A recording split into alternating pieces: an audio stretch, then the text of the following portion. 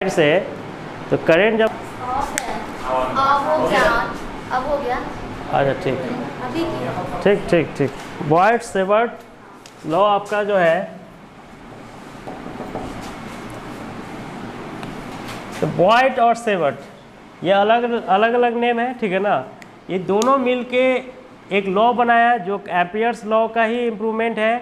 Oersted experiment जो आपको बताया गया था, ऑस्टेड एक्सपेरिमेंट का ही एक्सपेरिमेंट है। इसने ये बताया कि किसी भी वायर के वजह से, जैसे एक वायर का लंबाई तो बहुत सारा हो सकता है ना, 1 मीटर भी हो सकता है, 2 मीटर भी हो सकता है, 3 मीटर भी हो सकता है, 10 भी हो सकता है, 20 मीटर। तो एक वायर की वजह से एक पॉइंट पर जो मैग्नेटिक फील्ड जनरेट कर, जैसे करंट मान लेते हैं कि यहाँ से पास कर रहा है, करंट इससे पास किया और मैग्नेटिक फील्ड आपका उस जगह पर निकालना है, उस कोने पर निकालना है। तो ये वायर के लेंथ पर भी डिपेंड करेगा मैग्नेटिक फील्ड कि कितना लंबा वायर है, ठीक है ना। तो इसके अकॉर्डिंग ये बताया गया कि इस वायर का लेंथ जो भी रहेगा उससे वो कोई लेना देना नहीं है। सबसे पहले हम एक पॉइंट सोर्स ले लेंगे, छोटा सा लेंथ ले लेंगे और छोटा सा लेंथ ले लेंगे। करंट छोटा सा लेंथ में हो या बड़ा सा लेंथ में हो, करंट का वैल्यू जो होता है वेरी नहीं करता है, करंट फिक्स रहता है। 2 एम्पियर का करंट हो या 3 एम्पियर का होगा या 4 एम्पियर या 5 एम्पियर, करंट एक वायर से सेम ही पास करता है, वो चेंज नहीं करेगा। ऐसा नहीं कि लेंथ कम लेंगे तो करंट कम पास करेगा, लेंथ ज़्यादा लेंगे तो करंट ज़्यादा पास करेगा, करंट को उससे कोई लेना देना नहीं है, ठीक है ना। तो करंट अगर आई पास कराते हैं इस वायर से, जैसे एक वायर है आपका और इससे करंट आप पास कराए, मान लेते हैं कि आई करंट पास कराए, ठीक है ना। और इसमें एक छोटा सा लेंथ हमको लेना है, जैसे एक स्मॉलेस्ट लेंथ लेना है जिसका लंबाई हम मान लेते हैं कि ये लेंथ आपका DL है, ठीक है ना, और टोटल लेंथ इसका L है। तो इस वायर का एग्जैक्ट लेंथ जैसे कि स्ट्रेट तो है नहीं, ये कर्व भी हो सकता है, स्ट्रेट भी हो सकता है, सर्कुलर भी हो सकता है, कोई भी शेप का हो सकता है ना। तो इस साइज को एक फिक्स डायमेंशन में लाने के लिए, मतलब एक डायमेंशन की 1 डायमेंशन में लेना चाह रहे हैं या 2 में या 3 में, तो एक डायमेंशन में लाने के लिए हम क्या करते हैं, इस वायर में एक छोटा सा कट हम ले लेते हैं, छोटा सा एक रीजन ले लेंगे जिसका लेंथ हम स्मॉलेस्ट DL मान लेते हैं, जो छोटा सा लेंथ है। और इस लेंथ के वजह से मान लेते हैं कि यहाँ पर आपको मैग्नेटिक फील्ड निकालना है P पॉइंट पर, यहाँ पर जो मैग्नेटिक फील्ड निकालना है, तो मैग्नेटिक फील्ड का वैल्यू जो होगा, इसका जो मैग्नीट्यूड क्या होगा, मतलब कार्टेशियन फॉर्म में इसका वैल्यू क्या होगा और इसका डायरेक्शन क्या होगा, मेन डायरेक्शन है, मतलब डायरेक्शन क्या होगा, क्योंकि एक छोटा सा रीजन है, ये डायरेक्शन डिसाइड करके दे देगा। कि जैसे ये एक वायर है आपका, तो इस वायर में अगर मान लेते हैं कि करंट पास कर रहा है यहाँ पर आई, और यहाँ पर आप मैग्नेटिक फील्ड निकालना चाह रहे हैं इस पॉइंट पर, तो मैग्नेटिक फील्ड जो होता है ये ज़रूरी नहीं कि इसी डायरेक्शन में मैग्नेटिक फील्ड होगा, या इस डायरेक्शन में होगा या इस डायरेक्शन में होगा। मैग्नेटिक फील्ड ऐसे भी हो सकता है और ऐसे भी हो सकता है, नीचे की तरफ भी, मतलब बाहर की तरफ भी इस पॉइंट मैग्नेटिक फील्ड बाहर की तरफ होगा, अंदर की तरफ भी हो सकता है ना। तो ये बॉयड सेवर्ट लॉ के जरिए बताया गया कि इस पॉइंट पर मैग्नेटिक फील्ड जो होगा डाउनवर्ड होगा या अपवर्ड होगा, ठीक है ना। डाउनवर्ड होगा या अपवर्ड होगा, मतलब मैग्नीट्यूड तो निकाल के देगा ही, ये डायरेक्शन भी निकाल के देगा। पिछले क्लास में जो हम बताए थे उसमें डायरेक्शन की बात हम नहीं किए थे, है ना, क्योंकि उसमें कोई डायरेक्शन का क्लियरेंस आ भी नहीं रहा था कहीं से, है ना।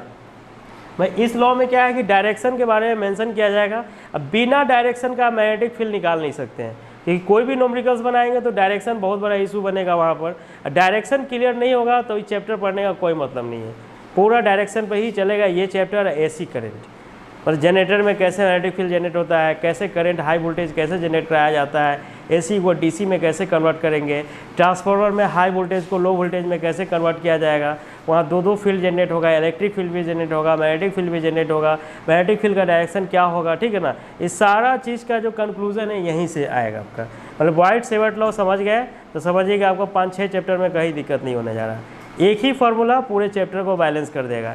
एक फार्मूला में आपको बताया था कूलम्ब्स लॉ, याद होगा।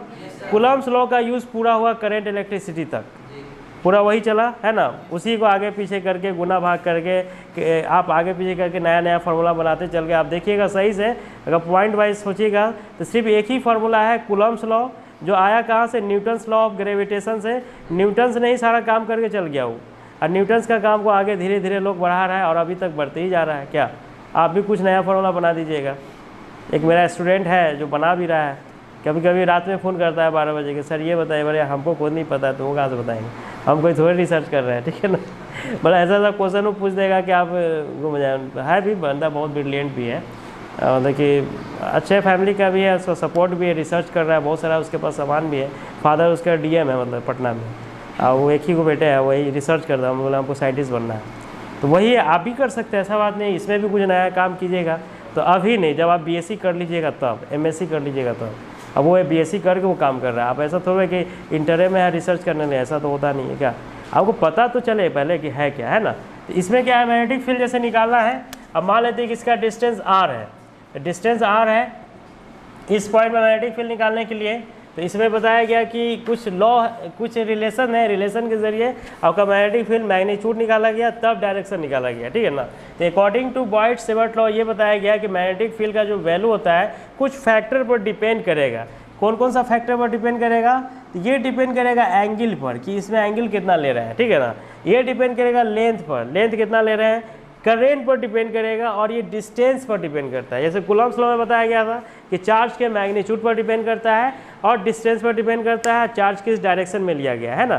तो डायरेक्शन तो इसमें थोड़ा अलग तरीका से निकलेगा, डायरेक्शन का केस अलग है, पहले आपको मैग्नीट्यूड निकालना है। तो अकॉर्डिंग टू बॉयट-सेवर्ट लॉ ये बताया गया कि अगर इस पॉइंट में मैग्नेटिक फील्ड निकालना चाहते हैं तो मैग्नेटिक फील्ड कुछ फैक्टर पर डिपेंड करता है। जो फैक्टर क्या है, लेंथ, लंबाई, मतलब जितना ज़्यादा लंबा होगा वायर उतना ज़्यादा मैग्नेटिक फील्ड होगा, कम लंबा होगा तो कम मैग्नेटिक फील्ड होगा। करेंट पर डिपेंड करेगा कि करेंट का मैग्नीट्यूड कितना ज़्यादा है, 2 एम्पियर है, 3 एम्पियर है, 4 एम्पियर है, 5 एम्पियर है, जितना करंट आप लेंगे उस हिसाब से मैग्नेटिक फील्ड का मैग्नीट्यूड निकलेगा। डिस्टेंस पर डिपेंड करेगा, ज़्यादा दूरी पर निकालिएगा तो मैग्नेटिक फील्ड का मैग्नीट्यूड कम आएगा, कम दूरी पर निकालिएगा तो ज़्यादा आएगा, जैसे आप कूलम्ब्स लॉ में निकाले थे, ठीक है ना। ये सारा फैक्टर है, और एंगल पर भी डिपेंड करेगा कि पॉइंट यहाँ पर है कि यहाँ पर है कि यहाँ पर है कि यहाँ पर है कि इसी पर है ना, इस पर भी होगा। वो केसेस आपको दिखाया जाएगा कि सर्कुलर रिंग में पॉइंट पर कैसे निकालेंगे, पॉइंट के बाहर कैसे निकालेंगे, सरकमफ्रेंस पर कैसे निकालेंगे, वो सारा चीज़ बताया जाएगा। डाइपोल का केस इसमें भी आएगा, इसमें डाइपोल के जगह पर यहाँ पर चार्ज नहीं आएगा, यहाँ पर मैग्नेट आएगा, नॉर्थ पोल और साउथ पोल। मैग्नेट में 2 पोल होता है, जैसे मान लेते हैं कि ये नेचुरल मैग्नेट है तो ये नॉर्थ पोल है तो ये साउथ पोल होगा, या कोई भी मैग्नेट आर्टिफिशियल भी होगा तो 2 पोल जनरेट होगा, एक नॉर्थ पोल साउथ पोल। इसको कट कर देंगे, फिर नॉर्थ पोल साउथ पोल, फिर कट करेंगे north pole south pole. Charge को कट करेंगे तो पॉजिटिव ही रहेगा, ऐसा नहीं कि 2 पोल नहीं बन जाएगा, है ना। मैं इसमें ऐसा होता है, इसलिए मैग्नेटिक बिहेवियर जो होता है इलेक्ट्रिकल बिहेवियर से ज़्यादा पावरफुल होता है, ठीक है ना। तो इलेक्ट्रोमैग्नेटिज्म की जब बात आएगा तो इलेक्ट्रिक फील्ड और मैग्नेटिक फील्ड ये ज़्यादा पावरफुल होता है, ज़्यादा यूज़फुल होता है। जैसे लाइट जो होता है वो इलेक्ट्रोमैग्नेटिक वेव होता है। लाइट क्या होता है, इलेक्ट्रोमैग्नेटिक वेव। लाइट में दोनों चीज़ होता है, इलेक्ट्रिक फील्ड भी होता है, मैग्नेटिक फील्ड भी होता है। इसलिए लाइट जो होता है ज़्यादा यूज़फुल है हर काम के लिए, ठीक है ना। लाइट से कुछ भी आप कर सकते हैं, एनर्जी से रिलेटेड कोई भी काम आप कर सकते हैं, गाड़ी चला सकते हैं, ट्रेन चला सकते हैं, एरोप्लेन उड़ा सकते हैं। इतना बड़ा बड़ा देखते हैं कि रिसर्च में जो एस्ट्रोनॉट वगैरह जो उड़ाया जाता है, जो भी आप एयरक्राफ्ट वगैरह जो होता है जो जाता है फिर लौट के भी नहीं आता है, तो उसको एनर्जी कहीं ना कहीं से तो मिलता है ना। तो लाइट सोर्स वहाँ पर काम करता है। ऐसा थोड़ा है कि बैटरी एक बार चार्ज करके भेज देंगे तो क्या 5 साल रह जाएगा, ऐसा होता है। बैटरी का लाइफ वैसा होता है नहीं है कि 10 साल 20 साल ये रहेगा, क्या बहुत होगा तो 10 दिन 20 दिन बैटरी चल सकता है। चार्ज कहाँ से होता है, तो लाइट सोर्स से होता है वहाँ पर। लाइट तो हर जगह है, क्या मतलब पूरे यूनिवर्स में लाइट का सोर्स है, ठीक है। तो इसमें क्या है आपका, अकॉर्डिंग टू बॉयट-सेवर्ट लॉ ये बताया गया, अकॉर्डिंग टू, उतारिएगा आप लोग, according to Biot Savart law magnetic field intensity at point P at distance r to the given conductor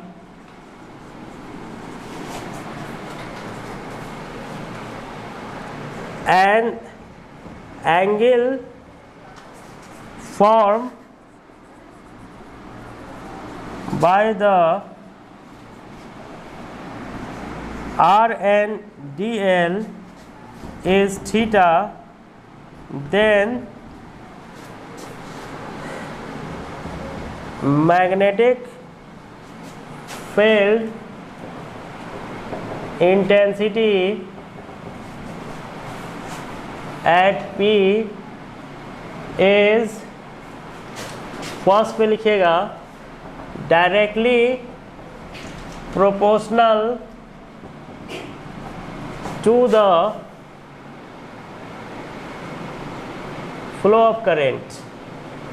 flow of current का डायरेक्टली प्रोपोर्शनल होता है। जैसे करेंट जो आई आप ले रहे हैं इसका क्या होगा, डायरेक्टली प्रोपोर्शनल होगा, ठीक है ना। एंड डायरेक्टली प्रोपोर्शनल होता है, is directly proportional to the sine of angle, that is sine theta इसको बोल सकते हैं। साइन थीटा जो होगा इसका ये डायरेक्टली प्रोपोर्शनल होगा, क्योंकि ये वाइट-सेवर्ट के ज़रिए ये बताया गया है लॉ, तो उसके अकॉर्डिंग ही रिलेशन भी जनरेट किया गया है, ठीक है ना। और मैग्नेटिक फील्ड जो होता है डायरेक्टली प्रोपोर्शनल होता है, डायरेक्टली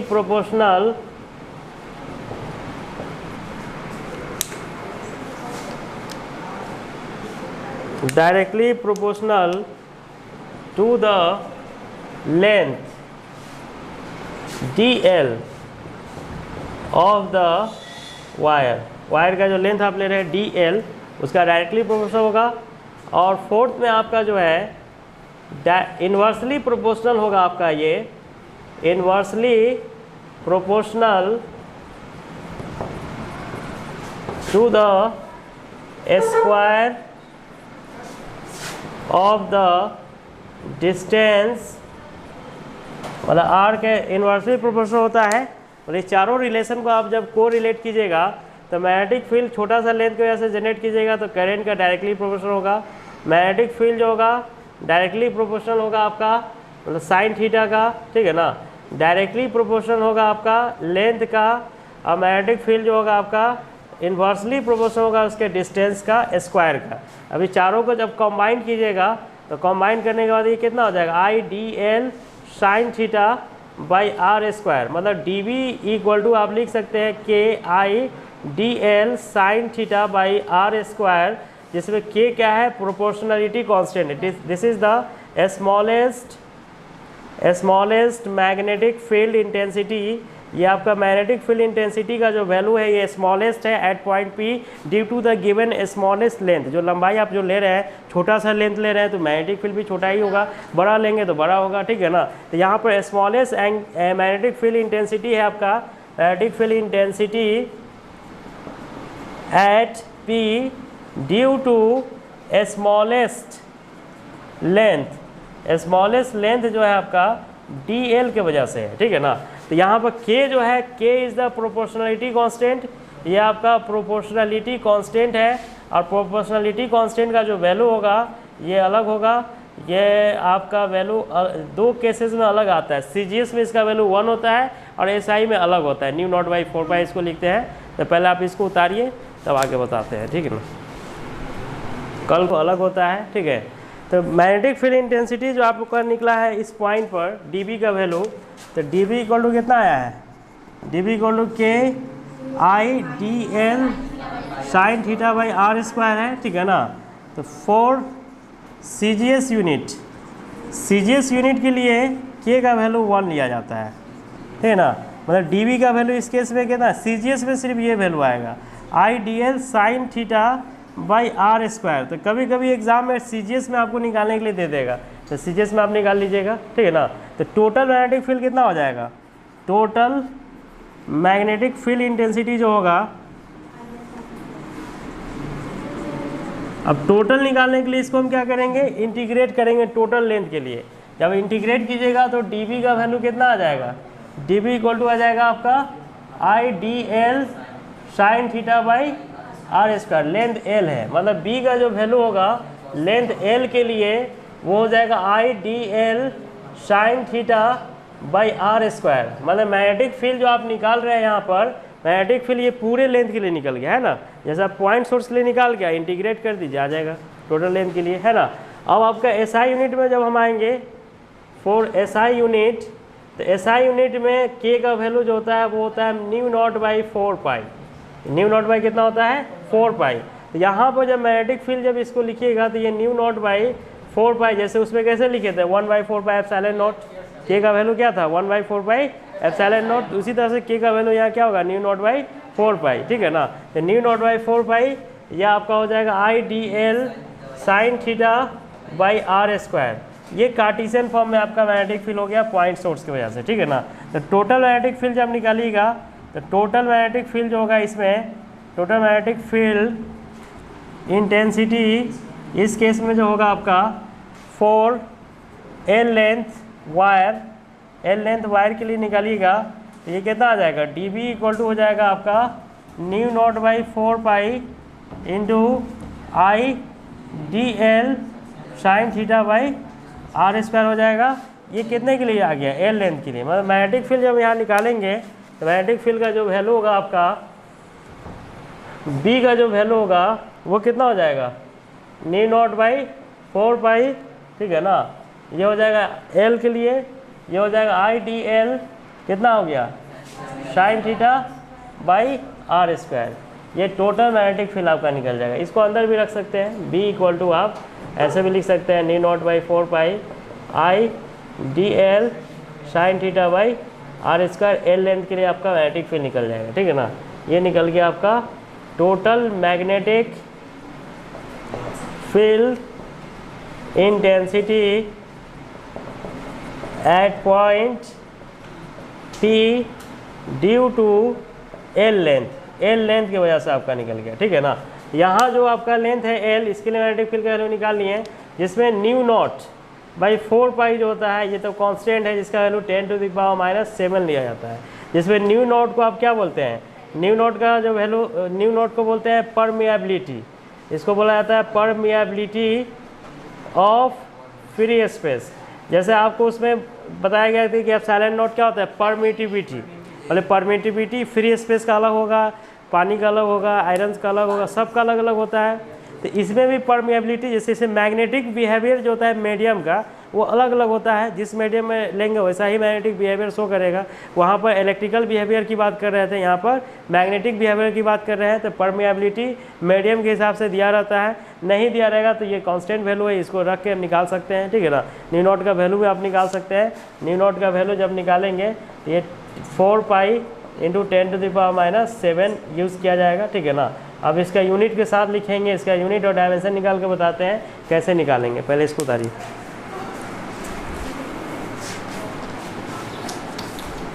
मैग्नेटिक फील्ड का यूनिट आप कैसे निकालते हैं क्या, तो न्यू नॉट बाई 4 पाई, जैसे आपका यहाँ जो रिलेशन है, ये रिलेशन में आपका जैसे b इक्वल टू आप लिख रहे हैं mu naught by 4 pi into I D L sine theta, ये कार्टेशियन फॉर्म में है।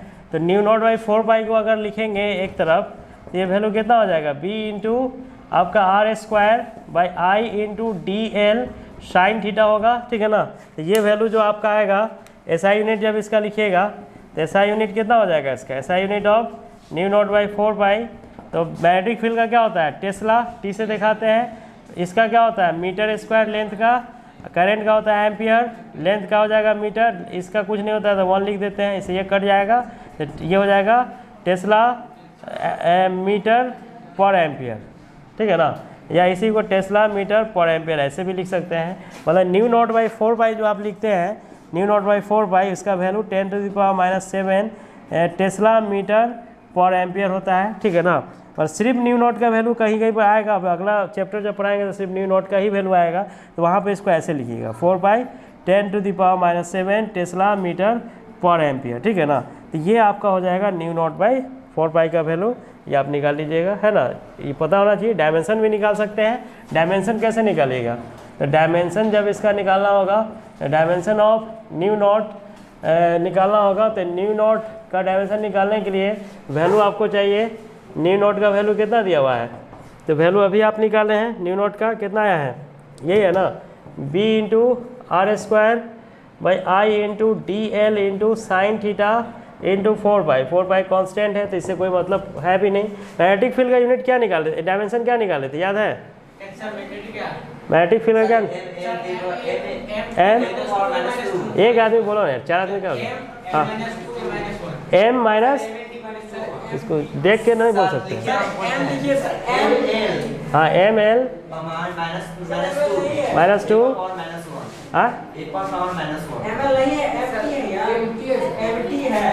हाँ बोका सब है, देख के भी नहीं बोलने आता है, बताइए तो क्या ये सब पढ़ता है, गलत है लिखे हुआ है हमको लगता है। ये MT -2 A -1 है, तो डबल टी का है लिख लिया है वो, तो एम टी माइनस 2 ए माइनस 1, ठीक है ना। तो मैग्नेटिक फील्ड का वैल्यू रख दीजिएगा। लेंथ कितना है, एल है। इसे पढ़ता उड़ता है ये नहीं, घर में खाली ऐसे ही चलाता है क्लास करने। ये लेंथ का एल हो जाएगा, साइन थीटा कुछ नहीं तो 1 लिखते हैं, कांस्टेंट के लिए 1 लिख देते हैं। तो ये वैल्यू कितना हो जाएगा आपका एम। अब देखिए एल से एल कट जाएगा तो एल लिख दीजिएगा, ठीक है ना। ए ऊपर चला जाएगा तो टी माइनस 2, ए ऊपर जाएगा तो कितना होगा ए माइनस 1, ए माइनस 1 था और ऊपर जाएगा तो कितना होगा ए माइनस 2। तो ये न्यू नोट का डायमेंशन निकल गया। ये ऑब्जेक्टिव में ये क्वेश्चन जो है कई बार पूछे हुआ है। स्टेट लेवल का तो कंपटीशन में हमेशा ही देते रहता है, ठीक है ना। अब बोर्ड में देता है, बिहार बोर्ड में आपको दे देगा डायमेंशन निकालने के लिए, तो बस निकाल लीजिएगा, बहुत इजी है क्या, इस तरह से। अब इसको वेक्टर फॉर्म में कन्वर्ट करना है, मेन है वेक्टर फॉर्म में, क्योंकि जब वेक्टर फॉर्म में कन्वर्ट कीजिएगा तभी डायरेक्शन पता चलेगा। डायरेक्शन निकालने के लिए वेक्टर फॉर्म चाहिए, बिना वेक्टर फॉर्म का आप निकाल नहीं सकते हैं। डायरेक्शन निकालने के लिए वेक्टर फॉर्म चाहिए। मैग्नेटिक फील्ड आप निकाले हैं स्केलर फॉर्म में, तो उसको वेक्टर फॉर्म में जब कन्वर्ट कीजिएगा तब जाके आपका क्या होगा, उसका डायरेक्शन पता चलेगा। डायरेक्शन निकालने का टेक्निक है, जैसा आपको वेक्टर में बताया था, राइट हैंड थंब रूल, याद है ना। राइट हैंड थंब रूल होगा या स्क्रू रूल हो गया, उसका यूज़ करके हम डायरेक्शन निकालेंगे। यहाँ पर बिना डायरेक्शन का काम नहीं होगा, ठीक है ना। अब आपका vector form, vector form of magnetic field intensity. Vector form में अगर हम इसको लिखेंगे तो ये आपका जैसे डी वी इक्वल टू कितना है, ये आपका mu naught by 4 pi into I D L sine theta by R square है। तो वेक्टर फॉर्म में हम क्या करते हैं कि जैसे आपका आई डी एल है ना, तो इसको न्यू नॉट बाई 4 पाई, इसमें हम क्या करेंगे डी वी को वेक्टर फॉर्म में बदलने के लिए I into D L sine theta सिर्फ आर से ऊपर नीचे मल्टीप्लाई कर देते हैं। आई से ऊपर नीचे जब मल्टीप्लाई कीजिएगा तो नीचे में आपका स्क्वायर है, आर से ऊपर नीचे मल्टीप्लाई कर रहे हैं, क्योंकि रिलेशन जब भी आएगा तो लेंथ डी एल और इसके बीच में आएगा। मतलब इसको भी वेक्टर फॉर्म में दिखा रहे हैं और इसको भी वेक्टर फॉर्म में, मतलब वेक्टर फॉर्म में आर वेक्टर हो गया और ये डी एल वेक्टर हो गया। दोनों के बीच का एंगल भी पता है कितना, थीटा पता है क्या। तो इसको जब वेक्टर फॉर्म में जब कन्वर्ट कीजिएगा तो इसको ऐसे लिखा जाएगा, देखिए D V vector equal to mu naught by 4 pi I D L R sine theta by R vector का मैग्नीट्यूड का क्यूब, ठीक है ना। मतलब D V vector equal to लिखेंगे न्यू नॉट बाई 4 पाई, यहाँ पे एन कैप हम लगा देंगे। वेक्टर फॉर्म में डायरेक्शन तो चाहिए ना, तो डायरेक्शन आप लगा देंगे, एन कैप मतलब डायरेक्शन बताएगा। अब डायरेक्शन कैसे निकाला जाएगा, तो आई इंटू इसको आप लिखेंगे D L vector into R vector by R vector का मैग्नीट्यूड का क्यूब। वेक्टर फॉर्म में ये ना होता है फॉर्मूला जी, याद है, ए क्रॉस बी का फॉर्मूला क्या होता है, ये होता है A B sine theta N cap. तो ये जो ऊपर वाला टर्म इसको ऐसे लिख सकते हैं ना। तो ये जो डी वी वैक्टर जो आप देख रहे हैं, this is the mu naught by 4 pi I D L vector into R vector. यही दो चीज़ जो है आपको क्या बता देगा, इस मैग्नेटिक फील्ड का डायरेक्शन। मतलब इस दो चीज़ का यूज़ करके हम डायरेक्शन निकालेंगे। निकालने का भी टेक्निक है, निकालेंगे, निकल जाएगा आपका। डायरेक्शन नहीं पता रहेगा तो मैग्नेटिक फील्ड का आंसर जो आएगा वो एग्जैक्ट नहीं आएगा। बिना डायरेक्शन का आपको नहीं निकालना है इस चैप्टर में, ठीक है ना। डायरेक्शन का यूज़ यहीं पर होता है, मतलब एक्चुअल में वेक्टर का यूज़ यहीं पर किया जाता है, ठीक है ना। वेक्टर तो आप 11th में थोड़ा बहुत यूज़ किए ही हैं, यहाँ पूरा वेक्टर का यूज़ होगा, ठीक है। तो ये D V vector mu naught पर आज वेक्टर पढ़ा भी रहे हैं 10 बजे, क्या जिनका छूटा हुआ वो कर भी सकते हैं, जिनको लग रहा है 10 से 11 D V mu naught by 4 pi I D L vector. जिनका क्लास है वो लाइव कर लेंगे, यूट्यूब पर कर लेंगे, कोई दिक्कत नहीं। जैसे इनका क्लास होगा यूट्यूब पर बैठ के करेंगे, है ना। जैसे डाल देंगे वीडियो, यूट्यूब पर बैठ के आधा घंटा देखना है रोज़, यहीं पर देखिए या घर पर देखिए, जहाँ भी हो, ठीक है ना। तो ये वेक्टर फॉर्म हो गया, ठीक है ना। This is the vector form of the magnetic field intensity at point P due to DL length का, ठीक है ना। नाउ अब आपको निकालना है डायरेक्शन ऑफ मैग्नेटिक फील्ड। क्या निकालना है, direction of magnetic field. Magnetic field का डायरेक्शन कैसे निकाला जाएगा, ठीक है ना। तो आप इस तरफ लिख लिए, इस तरफ का जल्दी उतारिए। अब आपको डायरेक्शन निकालिए। डायरेक्शन निकालने का तरीका हम बताते हैं। डायरेक्शन निकाल लीजिएगा, बस ये कंप्लीट हो गया। एक क्वेश्चन आपका, एक सब्जेक्टिव क्वेश्चन का तैयारी। तो डायरेक्शन कैसे निकालिएगा, direction of magnetic field intensity. देखिए मेन डायरेक्शन ही है इसका, ठीक है ना, डायरेक्शन निकालना सीख गए तो आपका इस यूनिट में फार्मूला तो बहुत आसान है इसका, फार्मूला आप निकाल लीजिएगा इजीली, फार्मूला तो याद रखिएगा, क्वेश्चन बन जाएगा क्या। थ्योरी वाला में तो आपको प्रैक्टिस करना ही पड़ेगा, उसका तो कोई उपाय नहीं है ना। अब होता क्या है डायरेक्शन वाला में, देखिएगा यहाँ पर जैसे आप वायर जो ले रहे हैं, जैसे ये वायर है, ठीक है ना, इस वायर का लेंथ आपका एल है, ठीक है, और इस पॉइंट पर मैग्नेटिक फील्ड निकालना है, जिस पॉइंट पर निकालना चाहते हैं, जैसे ये पॉइंट है पी पर, तो पी पॉइंट पर जो मैग्नेटिक फील्ड निकालेंगे तो यहाँ डीवी वेक्टर आप इसका वैल्यू निकालें। अब ये डायरेक्शन डाउनवर्ड है या अपवर्ड, ये कैसे पता चलेगा। जैसे आपका ये केसेस जो है, जैसे यहाँ पर आप इस वायर को लिए और यहाँ पर आप एक पॉइंट ले रहे हैं, इस पर एंगल थीटा बना रहा है, तो इस पॉइंट पर मैग्नेटिक फील्ड जो जनरेट होगा या तो ये डाउनवर्ड होगा या तो अपवर्ड होगा, या तो ये ऐसे बाहर की तरफ होगा या तो अंदर की तरफ होगा, है ना। अब ये बाहर या ऐसे भी हो सकता है, ऐसे भी जनरेट हो सकता है, ऐसे भी हो सकता है, ऐसे भी हो सकता है ना, वो केस पर डिपेंड करता है। मान लेते हैं कि वायर को ऐसे ले लेंगे तो मैग्नेटिक फील्ड ऐसे होगा, ये ना होगा, या इसको आप ऐसे ले लेते हैं, तब इस केस मैग्नेटिक फील्ड जब निकालेंगे, मान लें कि इस पॉइंट पर मैग्नेटिक फील्ड ऐसे भी हो सकता है ना। तो ये डायरेक्शन जो आप निकालते हैं यहाँ पर मैग्नेटिक फील्ड का, ये वैल्यू जो होगा आपका, जैसे देखिए स्क्रू रूल आपको बताया गया था, स्क्रू रूल में क्या होता है,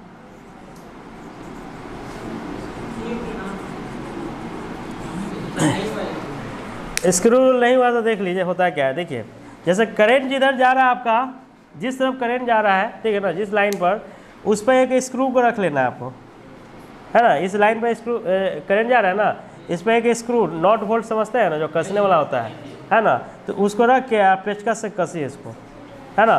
तो इसको जब हम कसेंगे तो ये ऐसे रोटेट जब कीजिएगा ये अंदर की तरफ जाता है ना। अब बोलिएगा आप ऐसे क्यों रोटेट कर रहे हैं, ऐसे क्यों नहीं किए, ऐसे इसलिए रोटेट करें कि मैग्नेटिक फील्ड इधर हमको दिखाना है ना। तो ये रोटेशन जब ऐसे कीजिएगा तो ये अंदर की तरफ जाएगा, अंदर जाएगा ना। तो अंदर ये रोटेशन इस तरह से क्यों कर रहे हैं, इसलिए कि उस डायरेक्शन में जाना है ना। तो जब हम ऐसे रोटेट करेंगे तो ये रोटेशन क्या है, लेफ्ट से राइट जा रहा है, तो लेफ्ट से जब राइट जाता है तो इसको हम क्या बोलते हैं, क्लॉकवाइज। तो क्लॉकवाइज में ये कसेगा, एंटी क्लॉकवाइज हम ऐसे रोटेट करेंगे तो खुलेगा, है ना। तो अंदर की तरफ जा रहा है ना, तो अंदर की तरफ जा रहा है तो ये क्या है, मैग्नेटिक फील्ड यहाँ पर इनवर्ड होगा, मैग्नेटिक फील्ड क्या होगा, इनवर्ड, अंदर की तरफ मैग्नेटिक फील्ड ऐसे जनरेट होगा, अंदर की तरफ, मतलब पॉइंट क्रॉस क्या बता रहेगा, अंदर की तरफ मैग्नेटिक फील्ड इस पॉइंट पर, है ना। यहाँ पर जो है इसके अकॉर्डिंग ये बताया गया कि आपका मैग्नेटिक फील्ड जो होगा डाउनवर्ड डायरेक्शन में, ये क्या है आपका डाउनवर्ड डायरेक्शन में। समझ में आ गया बात। या एक और रूल है, उसको बोलते हैं right hand thumb rule. Right hand thumb rule आपको बता चुके हैं, ये थोड़ा आसान है, ठीक है ना, या इसी को राइट हैंड पाम रूल भी बोलते हैं, ठीक है ना। इसमें क्या होता है, देखिए राइट हैंड है आपका, अब देखिए अंगूठा जो आपका है ना, अंगूठा जो थंब जिसको बोलते हैं आप, तो अंगूठा को करंट के डायरेक्शन में रख दीजिए, करंट आपका इस डायरेक्शन में जा रहा है ना, करंट के डायरेक्शन में रख लीजिए, और ये चारों फिंगर्स जो आपका है इसको रोटेट कीजिए, है ना। अब बोलिए कि रोटेट ऐसे करके रोक देना है, ऐसा नहीं है कि एकदम पूरा रोटेट नहीं कर देना है, मतलब इसको ऐसे रोटेट करके रोक देंगे, है ना। जैसे यहाँ लाएंगे, इसको रोटेट किए तो ये फिंगर्स किस तरफ जा रहा है, अंदर की तरफ जा रहा है ना। क्यों अंदर की तरफ, जैसे ये जो डायरेक्शन है ऐसे हम क्यों लाएँ, तो इस डायरेक्शन में दिखाना है ना, इस डायरेक्शन में दिखाना है, तो इसको यहाँ पर ला के रोक दिए, तो रोकेंगे तो चारों फिंगर्स अंदर की तरफ जा रहा है ना, अंदर के जा रहा है, इसलिए डायरेक्शन क्या हो जाएगा, डाउनवर्ड हो जाएगा। अगर यही पॉइंट इधर होता, ये पॉइंट P जो आपका है, जो आप P दिखा रहे हैं, ये P पॉइंट अगर यहाँ पर होता तो इस केस में मैग्नेटिक फील्ड का जो वैल्यू होता है, अब देखिए, अब ये फिंगर्स जो है, आपको फिंगर्स को रोटेट करके यहाँ तक लाना है, तो ये फिंगर को रोटेट कर ऐसे लाइएगा ना, ऐसे लाएंगे तो ये बाहर की तरफ आ रहा है, ये चारों उंगली कहाँ आ रहा है, बाहर की तरफ आ रहा है, तो बाहर की तरफ आ रहा है, तो यहाँ पर मैग्नेटिक फील्ड क्या होगा, आउटवर्ड, ये क्या होगा, आउटवर्ड डायरेक्शन में होगा। ये डायरेक्शन निकालने नहीं आएगा तो आप क्वेश्चन बनाइएगा, गलत हो जाएगा आपका। मेन इसमें डायरेक्शन ही है, बहुत आसान भी है ना। एक बार नहीं 4 बार देखिएगा यूट्यूब पर, अपने समझ में आ जाएगा क्या कैसे डायरेक्शन निकाला गया है। अब इस पर देखिए, यहाँ देखिए स्क्रू रूल को हम लगाते हैं, ये रोटेशन जो आपका है ये क्लॉकवाइज है। जैसे एक स्क्रू को आप कस रहे हैं, ये आप क्लॉकवाइज जब हम इसको रोटेट करेंगे तो क्लॉकवाइज रोटेशन में क्या होता है, ये कसता है, मतलब कि आपका डाउनवर्ड डायरेक्शन बताता है ना। और यही स्क्रू को अगर ये करंट पर तो हम ठीक रख दिए, अब इधर हमको घुमाना है, ऐसे घुमाना है, ऐसे घुमाएंगे तो बाहर निकलेगा, है ना, इसको ऐसे रख के ऐसे घुमाइए, बाहर की तरफ आ जाएगा क्या, तो बाहर की तरफ एंटी क्लॉकवाइज जाते हैं तो क्या खुलता है, जैसे गाड़ी का चक्का आप खोल के देखिए, टाइट करके कभी चेक करके देखिएगा, पता चल जाएगा क्या। इसमें ये क्या है, यहाँ पर क्या है, जैसे ये रोटेशन जो होता है आपका, ये रोटेशन इस तरह से है, ये क्या है, एंटी क्लॉकवाइज है। तो एंटी क्लॉकवाइज में क्या होता है, एंटी क्लॉकवाइज में बाहर की तरफ आता है ना, आउटवर्ड। क्लियर है, समझ में आ गया ना, आउटवर्ड डायरेक्शन और इनवर्ड, है ना। अब इसमें तो फिगर में तो क्रॉस और डॉट से हम दिखा देंगे, मगर क्वेश्चन में क्रॉस डॉट नहीं लगाते हैं। क्वेश्चन में क्या होता है कि जैसे आप डीबी वेक्टर जब लिखेंगे ना, तो ये न्यू नॉट बाई 4 पाई है, और ये वैल्यू आपका I D L cross R vector by R cube है ना। तो अब जब इसको हम लिखेंगे वेक्टर फॉर्म में, तो इसमें क्या करते हैं कि mu naught by 4 pi into I D L sine theta by R cube plus N cap, इसमें एन कैप लगाएंगे। एन कैप का मतलब क्या हो गया, अपवर्ड। एन कैप का मतलब क्या हो गया, अपवर्ड, मतलब कि बाहर की तरफ है। मैग्नेटिक फील्ड का डायरेक्शन क्या है, अपवर्ड डायरेक्शन में, और डाउनवर्ड डायरेक्शन में होगा तो मैग्नेटिक फील्ड को कैसे दिखाएंगे, इसमें हो जाएगा new naught by 4 pi I into D L sine theta by आपका आर क्यू, ये माइनस में लगा देंगे। माइनस में लगाने का मतलब क्या है कि क्रॉस डाउनवर्ड डायरेक्शन में, है ना। तो ये नहीं दिखाने की ज़रूरत है। अब इसको लिख देंगे तो इसका कोई ज़रूरत नहीं है, ये तो सिंबल है ना कि डाउनवर्ड में क्रॉस लगाते हैं, अपवर्ड में डॉट लगाते हैं ना। तो ये आपका डाउनवर्ड डायरेक्शन हो गया, डाउनवर्ड डायरेक्शन में आप क्रॉस लगा देंगे तो आपका मैग्नेटिक फील्ड का डायरेक्शन पता चल जाएगा। अब ये चीज़ पता रहेगा तो न्यूमेरिकल्स में आपको फ़ायदा होगा, न्यूमेरिकल्स बनाने में आसानी होगा। जब जेई और नीट का क्वेश्चन बनाइएगा तो सब जगह ये चीज़ आता है, सब जगह। अब यही चीज़ बच्चा जो है सालों भर समझ में नहीं आता है, कैसे उंगली घुमाए, कैसे मतलब रोटेट करिए, क्लियर नहीं होगा तो दिक्कत हो जाएगा। इसमें अभी कोई भी डाउट है पूछ सकते हैं, किसी को भी आना है तो कल पूछिए, कोई दिक्कत नहीं है। आज हम ऐसे भी डाल देंगे ये वीडियो, तो आप देख लीजिएगा।